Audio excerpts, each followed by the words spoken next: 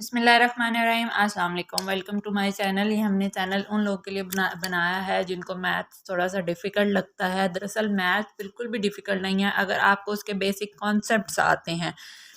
इस चैनल में हम आपको बेसिक कॉन्सेप्ट सिखाएंगे। इसके अलावा हम पूरी एक्सरसाइजेज आपको स्टेप बाय स्टेप सिखाएंगे।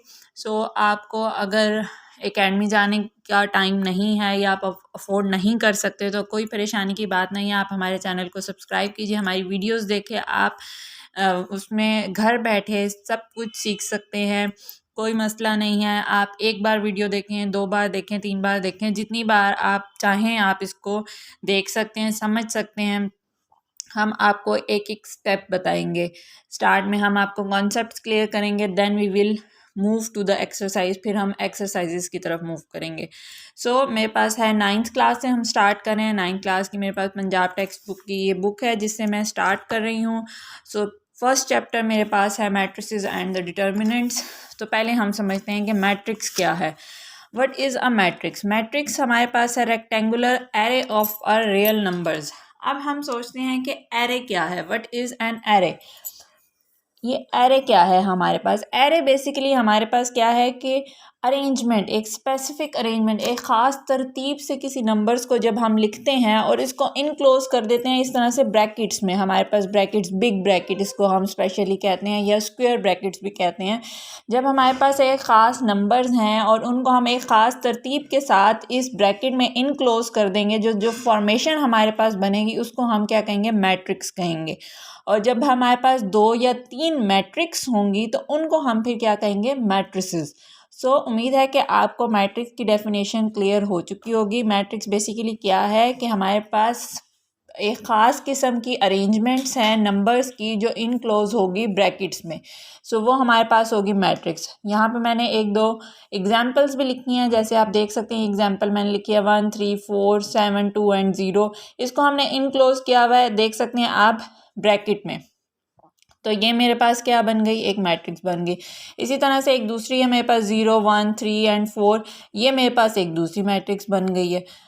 हम मैट्रिक्स को डिनोट करते हैं या नाम कह लेंगे, हर एक चीज़ का कोई ना कोई नाम होता है। मैट्रिक्स को हमेशा कैपिटल लेटर से किया जाता है रिप्रेजेंट। फॉर एग्जांपल इसको हम ए से रिप्रेजेंट कर सकते हैं, इसको हम बी से रिप्रेजेंट कर सकते हैं। हमेशा हम यूज़ करेंगे इसके लिए कैपिटल लेटर, स्मॉल लेटर्स हम यूज़ नहीं करेंगे।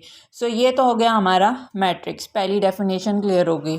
फर्दर हम आगे बढ़ते हैं। इसमें हमारे पास अब फर्दर क्या क्या चीज़ें होती हैं उसको मैं आपको बताती हूँ। Rows and columns. Rows and columns क्या होते हैं? अगर हमारे पास मैट्रिक्स है A = 1 3 2 2 5 1 0 4 एंड 1।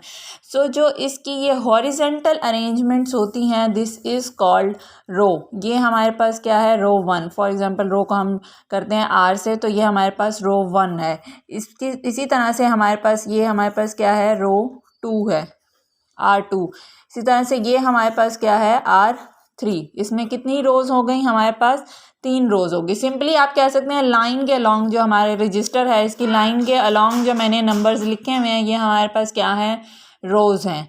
कॉलम हमारे पास क्या होगा? जो हम इस शेप में लिखेंगे इस तरह से, ये हमारे पास क्या हो गए? कॉलम्स होंगे। रोज़ का तो हमारे पास सिंपली हो गया, जो हम लाइन के अलॉन्ग लिखेंगे वो हमारे पास रोज़ हो जाएंगी। और जो इस तरह से लिखेंगे हम वर्टिकल फॉर्म में, ये हमारे पास क्या हो जाएंगे? कॉलम्स हो जाएंगे। ये हमारे पास C1 कॉलम है। इसी तरह से ये हमारे पास है C2, 2 कॉलम हो गए। इसी तरह से एक ये हमारे पास क्या हो गया? 3 कॉलम हो गए। 3 कॉलम्स हैं हमारे पास इस मैट्रिक्स में। ठीक है, 1 2 एंड 3। तो हम C1 C2 एंड C3 कर दें तो ये हमारे पास 3 कॉलम्स आ गए इस मैट्रिक्स में।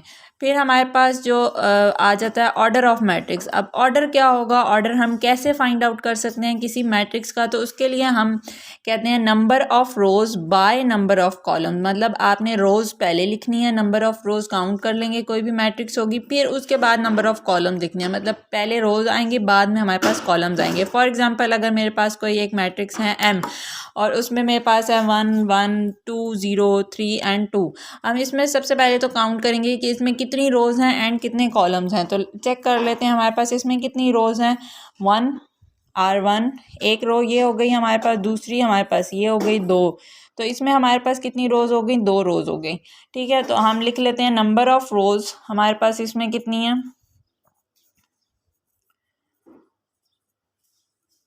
नंबर ऑफ़ रोज़ हमारे पास कितने हैं, 2 हैं। इसी तरह से अगर हम कॉलम्स को चेक करना चाहें तो वो हम करेंगे 1 2 and 3। So number of columns हमारे पास कितने हैं, 3 हैं। यहाँ पे हमने लिखना है ऑर्डर ऑफ एम। मैंने आपको पहले बताया कि रोज़ बाय कॉलम होता है, तो रोज़ हमारे पास 2 हैं, बाय कॉलम हमारे पास कितने हैं, 3 हैं। तो number of rows by number of columns. अब हम मूव करते हैं एक्सरसाइज की तरफ। एक्सरसाइज 1.1 है हमारे पास। पहला क्वेश्चन हमारे पास क्या है कि find the order of the following matrix. अब फाइंड द ऑर्डर मैंने आपको बताया कि ऑर्डर हम कैसे फाइंड आउट करेंगे, number of rows by number of columns. Rows भी हमें पता है क्या है, कॉलम्स भी हमें पता है क्या है, तो हम स्टार्ट करते हैं क्वेश्चन। अब नंबर ऑफ़ रोज़ हमने फाइंड आउट करनी है, कितनी रोज़ हैं इसमें, 1 एंड 2। तो नंबर ऑफ़ रोज़ हमारे पास कितनी हो गई, 2। कॉलम्स को अगर हम चेक करना चाहें तो कॉलम्स हमारे पास कितने हैं, 1 और ये 2। तो 2 ही हमारे पास कॉलम्स हैं। यहाँ पे फिर हम order of a matrix A is 2/2। इसी तरह से क्वेश्चन बी है हमारे पास 2 3 0 एंड 5। इसमें भी हम चेक कर सकते हैं। ये देखें, ये एक रो हो गई, ये दूसरी रो हो गई। और ये हमारे पास आ गया एक कॉलम, ये हमारे पास आ गया दूसरा column. So order of a matrix be R/C। मैंने R रोज़ के लिए कर लिया है, कॉलम के लिए C। अपने आसानी के लिए हमने ये ऊपर फार्मूला लिख लिया है, अदरवाइज़ कोई इसकी ऐसी ज़रूरत नहीं है, आप भी लिख सकते हैं। सो नंबर ऑफ़ रोज़ हमारे पास कितने थे, 2। नंबर ऑफ़ कॉलम्स हमारे पास कितने थे, वो भी 2 थे। फर्दर हमारे पास है C is equal to 2 and 4। इसमें हम देख सकते हैं नंबर ऑफ़ रोज़ कितनी है, ओनली 1 रो है इसमें। So number of rows R हम लिख दें, अगर हमारे पास है 1। कॉलम हमारे पास कितने हैं इसके, 1 और 2। कॉलम्स हमारे पास कितने हैं, 2। सो इसका मैट्रिक्स का ऑर्डर क्या बनेगा, C इज़ इक्वल टू 1/2। इसमें बस आपने ख्याल रखना है, रो आपने नंबर ऑफ़ रोज़ आपने पहले लिखना है, नंबर ऑफ़ कॉलम्स आपने बाद में लिखना है। नेक्स्ट हमारे पास है ऑर्डर ऑफ मैट्रिक्स डी में हमारे पास कितनी रोज़ हैं, हम चेक कर लेते हैं, 1 2 3। ठीक है। सो आर हमारे पास कितनी हो गई रोज़, 3 हो गई। कॉलम्स हम चेक करेंगे, कॉलम्स हम देख सकते हैं कि एक ही है। सो सी हमारे पास कितना है, 1। सो ऑर्डर ऑफ मैट्रिक्स डी हमारे पास कितना आ गया, 3/1। इसी तरह से ई में हमारे पास 1 2 3। आर हमारे पास कितनी हैं, 3। रो कॉलम्स हमारे पास कितने हैं, 1 एंड 2। सी हमारे पास कितने हैं, 2। सो ई का ऑर्डर हमारे पास क्या बनेगा, 3 एंड 2, 3/2। ठीक है। फिर नेक्स्ट हमारे पास है क्वेश्चन एफ का। हमारे पास मैट्रिक्स एफ जो है वो हमारे पास है 2, ओनली 2 ही है। इसमें हम देख सकते हैं एक ही रो है, R is equal to 1। Column भी इसमें हमारे पास एक ही है, सो C जो है वो भी हमारे पास 1 ही है। सो ऑर्डर ऑफ मैट्रिक्स F क्या बनेगा हमारे पास, 1/1। सिमिलरली G है हमारे पास, हम देख सकते हैं 1 2 3। R हमारे पास कितनी आ गई, 3। कॉलम्स हमारे पास 1 2 एंड 3। कॉलम्स भी हमारे पास आ गए 3। सो ऑर्डर ऑफ मैट्रिक्स हमारे पास क्या बनेगा, 3/3। H हमारे पास आ जाता है नेक्स्ट 1 एंड 2। R हमारे पास कितना है, 2। और कॉलम्स 1 2 एंड 3। सो C हमारे पास कितना आ जाएगा, 3। सो H का ऑर्डर हमारे पास बनेगा 2/3। ठीक है। यहाँ तक आपको क्लियर हो गया होगा। अगर आपको कोई चीज़ क्लियर नहीं होती या कोई प्रॉब्लम है या आपको कोई क्वेश्चन है तो आप कमेंट्स में हमसे पूछ सकते हैं। हम बढ़ते हैं नेक्स्ट क्वेश्चन की तरफ। हमारा नेक्स्ट क्वेश्चन है question number 2 and question number 2 is which of the following matrices are equal. अब हम सबसे पहले तो चेक करते हैं कि इक्वल की डेफिनेशन क्या है, किन बेसिस पे हम 2 मैट्रिसेस को कह सकते हैं कि ये आपस में इक्वल हैं। सो हम इक्वल मैट्रिक्स की तरफ आते हैं। लेट हम सपोज कर लेते हैं कि हमारे पास कोई सी 2 मैट्रिसेस हैं जिनको हम फर्जी नाम दे रहे हैं A एंड B।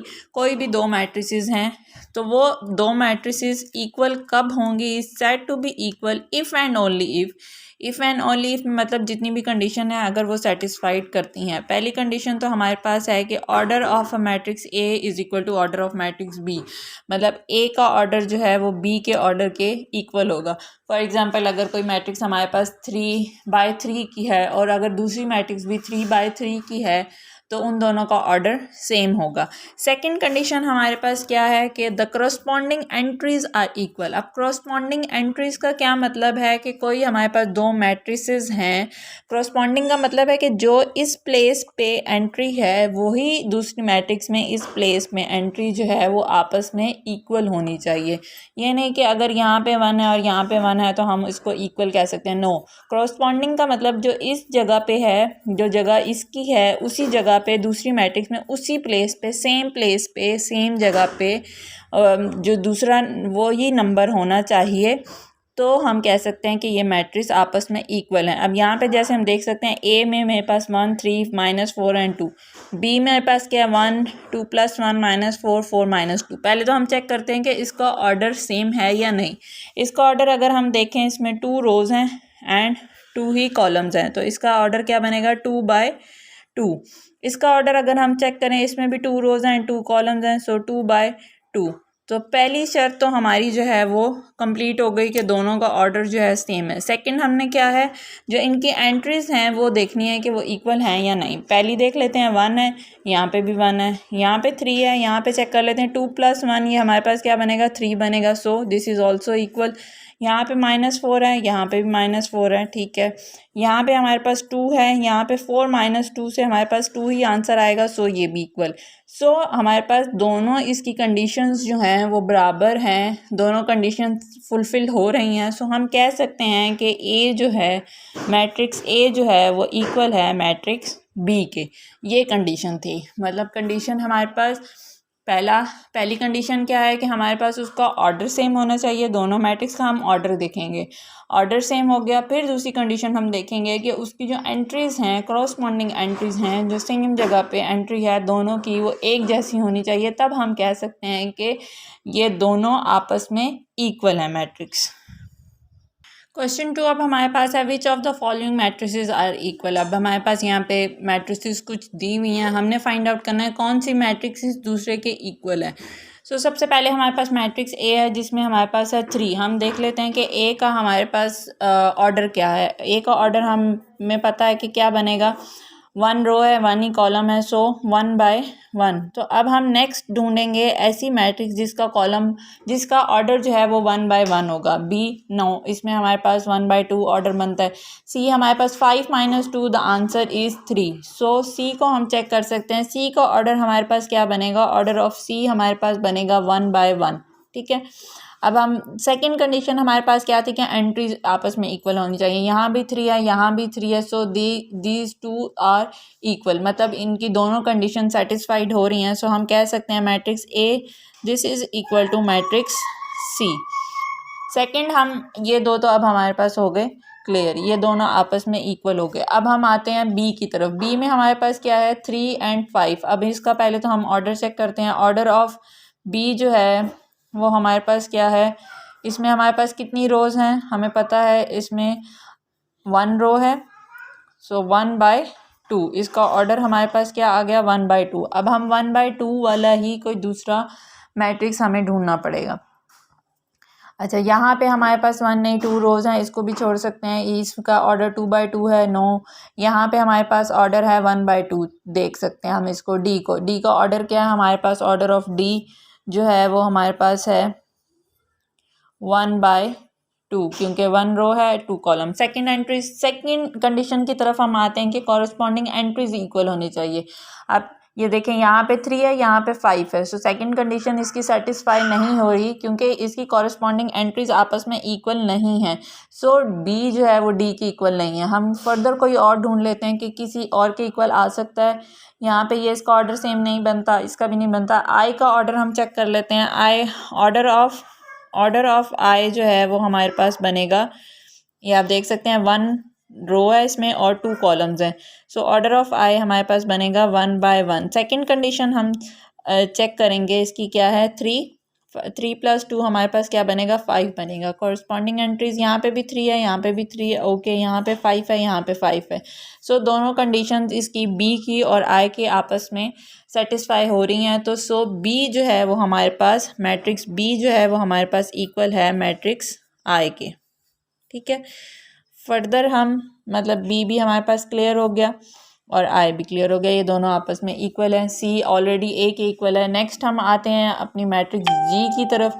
जी हमारे पास क्या बनेगा, 3 - 1 ये हमारे पास 2 बन जाएगा, 3 + 3 ये हमारे पास 6 बन जाएगा। अब इसमें हम ऑर्डर ऑफ जी पहले तो हम चेक करेंगे। ऑर्डर ऑफ जी हमारे पास क्या है, इसमें हम देख सकते हैं हमारे पास 2 रोज़ हैं, ठीक है। 2 बाय कॉलम हमारे पास इसमें कितना है, 1 है। अब 2 बाय 1 हम चेक करते हैं कहाँ पे है। इसका ऑर्डर हमारे पास 2 बाय 2 है। इसका ऑर्डर हमारे पास 1 बाय 2 है, नो। इसका ऑर्डर हमारे पास 2 बाय 1 है, एफ़ का, ठीक है। एफ़ का ऑर्डर ऑफ एफ हमारे पास क्या है, 2 रोज़ हैं, कॉलम हमारे पास कितना है, 1 है। सेकंड कंडीशन हम चेक कर लेते हैं, इसकी एंट्री क्या है, 2 है, इसकी भी 2 है, यहाँ पे 6 है, यहाँ पे 6 है। दिस मीन जी मैट्रिक्स जो है वो इक्वल है मैट्रिक्स एफ के। So G is also clear, F is also clear. Next हमारे पास है ई। ई में हम देख सकते हैं ई का ऑर्डर क्या है, 2 बाय 2, 2 रोज़ हैं, 2 कॉलम्स हैं, ठीक है। इसी तरह से नीचे ही बिल्कुल अगर हम देखें एच, इसमें भी ऑर्डर इसका 2 बाय 2 ही बनता है और एंट्रीज भी सेम है, 4 4 0 0 6 6 2 एंड 2। सो मैट्रिक्स ई जो है वो इक्वल है मैट्रिक्स एच के, ठीक है। यहाँ भी ये भी क्लियर हो गया। नेक्स्ट हम बढ़ते हैं डी की तरफ। डी में हमारे पास क्या है, 5 एंड 3। नेक्स्ट हम जाते हैं 3 एंड, ये तो हमारे पास क्लियर हो गया था उधर। अब हम नेक्स्ट देखते हैं डी जो है वो किसी के इक्वल है। यहाँ पे हमें डी जो है वो किसी के इक्वल नहीं मिल रही। सो मैट्रिक्स डी जो है वो हमारे पास किसी के इक्वल भी नहीं है, इसकी ये किसी के साथ भी कंडीशन जो है सेटिस्फाइड नहीं करी। लास्ट में हमारे पास मैट्रिक्स जे रह जाती है, इसको हम चेक करते हैं। 2 + 2 हमारे पास 4 बनेगा। अपनी आसानी के लिए हम ऊपर स्मॉल सा लिख सकते हैं, 2 + 4 6, 2 - 2 0 एंड 2 + 0 इज़ 2। सो ये हमारे पास 4 6 0 एंड 2 बनेगा। हम देखेंगे ये किसकी इक्वल है, ये हम देख सकते हैं कि यहाँ पे ई एंड एच आपस में इक्वल थे और ये जे के भी इक्वल हैं, क्योंकि ऑर्डर हमारे पास सेम है, 2 बाय 2, एंट्रीज भी सेम है, 4 0 6 एंड 2। सो ई जो है वो एच के भी इक्वल है और जे, ये तीनों मैट्रिसेस आपस में इक्वल हैं। सो हम यहाँ पे अगर क्लियर करके सारी लिखें जो हमारे पास बनी थी, ए जो है वो हमारे पास इक्वल था सी के, बी जो है वो हमारे पास इक्वल था आई के, फिर इसी तरह से जी जो है वो हमारे पास इक्वल था एफ के, एंड लास्ट में हमारे पास ई जो है वो इक्वल है H and H is equal to J, ठीक है। सो ये क्वेश्चन 2 भी हमारा कंप्लीट हो चुका है। नेक्स्ट हम मूव करते हैं क्वेश्चन नंबर 3 की तरफ। जी क्वेश्चन नंबर 3 हमारे पास है, find the values of a b c and d which satisfied the matrix equation. Matrix equation ने क्या दिया है कि इफ ये मैट्रिक्स इसके इक्वल है। अब इक्वल मैट्रिक्स कब होती हैं, जब उनका ऑर्डर सेम होता है एंड उनकी करॉस्पॉन्डिंग एंट्रीज इक्वल होती है। अब हमने वैल्यूज़ फाइंड आउट करनी है, उन्होंने हमें कहा है कि ये इक्वल हैं। सो हम वी नो दैट कि इक्वल कब होती हैं, अगर उनकी करॉस्पॉन्डिंग एंट्रीज इक्वल होंगी। सो हम इसको इक्वल करेंगे, a + c this is equal to 0, ये हमारे पास बन गई इक्वेशन 1। सो a + 2b इसकी करस्पॉन्डिंग एंट्री है -7, दिस इज इक्वल टू -7, ये हमारे पास बन गई equation 2। c - 1 this is equal to 3, ये हमारे पास बन गई equation 3। 4d - 6 this is equal to 2d, ये हमारे पास बन गई इक्वेशन 4। अब ये 4 इक्वेशन हमारे पास बन गई हैं। अब इनसे हम वैल्यूज़ फाइंड आउट करेंगे, a b c and d जो हमारे पास 4 वेरिएबल्स हैं। सबसे पहले हम सीज़ की वैल्यू फाइंड आउट कर सकते हैं इक्वेशन नंबर 3 से, जो हमें इजी लग रही है। c - 1 फ्रॉम इक्वेशन 3, यहाँ पे हम लिख देंगे फ्रॉम इक्वेशन